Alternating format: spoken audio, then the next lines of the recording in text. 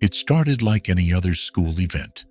Rows of folding chairs, parents clutching phones ready to record, teachers adjusting microphones, and students nervously waiting their turn. But none of them were prepared for what was about to unfold. In the fourth row sat a girl, small, shy, her hands trembling slightly in her lap. Her name was Mia. To most people, she was quiet, polite, and always the last to raise her hand in class.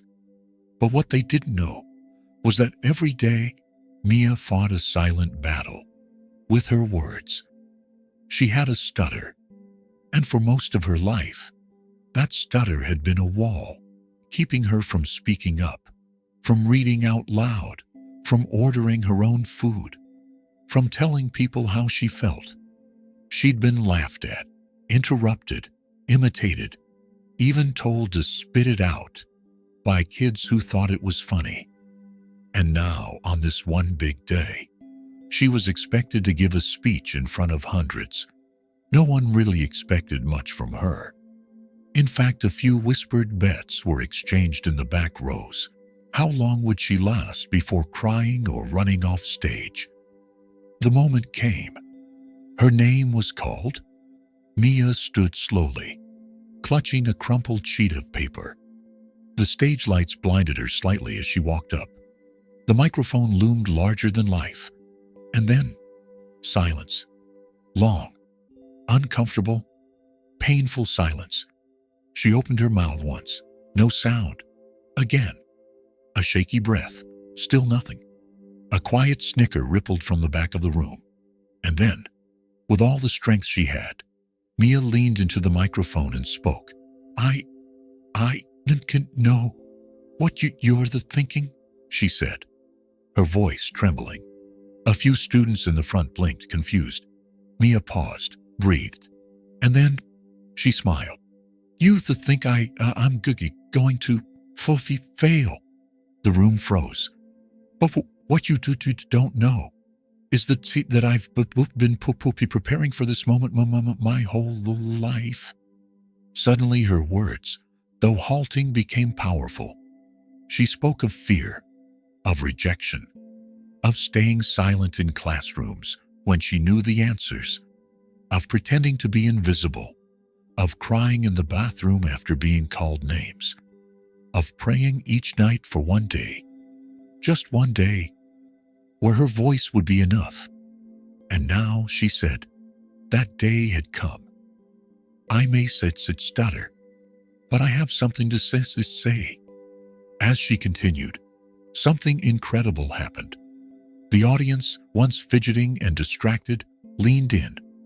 Teachers began wiping their eyes. Parents stopped filming and simply listened.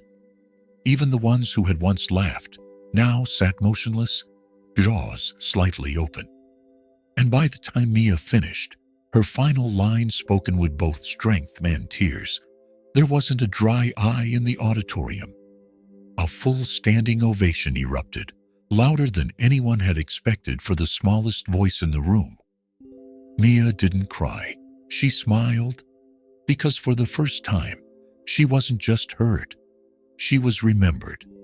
And sometimes, the quietest voice becomes the one that echoes forever.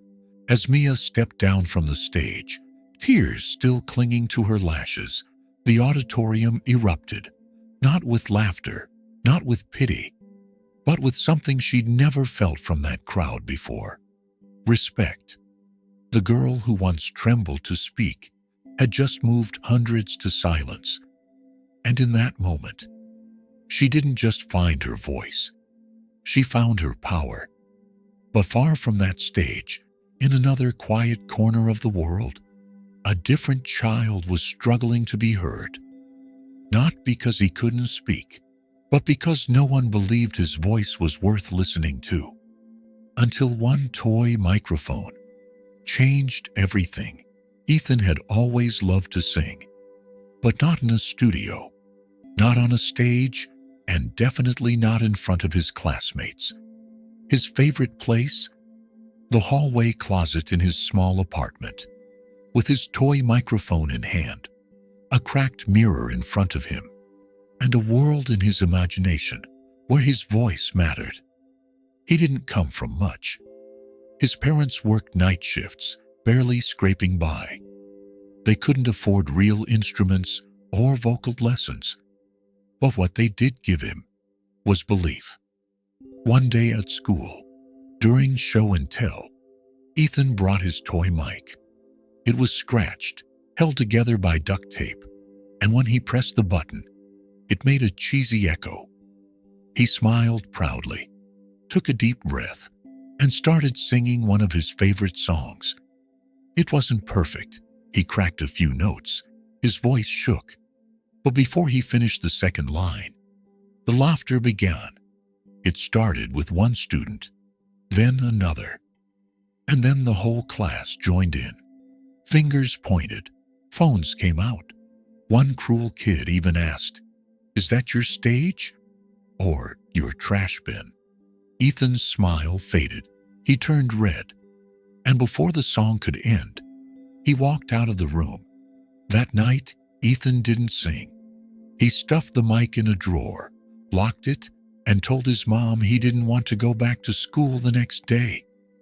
But fate had other plans, because one teacher in the back of that room, Mr. Blake, had recorded Ethan's short performance, not to mock, but because he heard something real, something brave, something raw.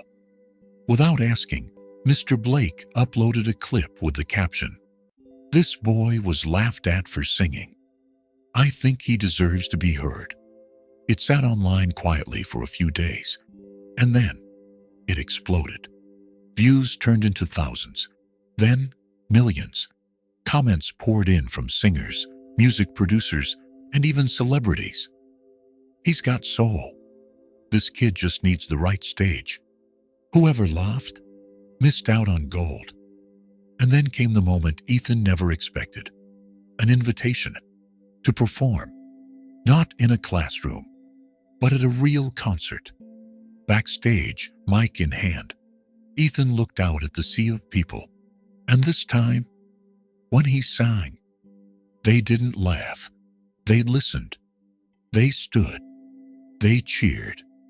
That little boy with the toy mic had finally found his real voice. Thanks for watching. If this story moved you, like, comment, and subscribe. For more powerful real-life stories, turn on the notification bell so you never miss what's coming next. See you in the next video.